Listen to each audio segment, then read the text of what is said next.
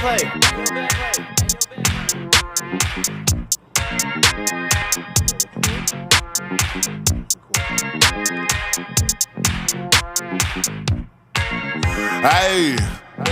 I just went bought a watch with a whole lot of diamonds to show all these niggas it's my time. Took a trip out to Cali to hang with the clips, make a play and get high off that Zaza. I say R.I.P. Kobe, a nigga so fly when I ball out, fuck around skydive. So much chicken on me, could've went by the Williams, the Rudy's, a big ass Popeye. In a whole different bracket, this life is immaculate. If you hit me for bows, then you know that I'm taxing. Keep buying clothes, that shit still in the packages. If he say that he robbed me, he capping me. Really no niggas throw sevens like Kaepernick. You not blind and you see that we have it. Known in my city, so no, I'm not average. Came a long way from dope in the can. Niggas know that I step in the game that I rep.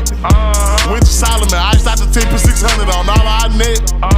Paid it full like Mitch. Really having this shit. Got out that stuff, started rapping, and 6 months later I'm rich.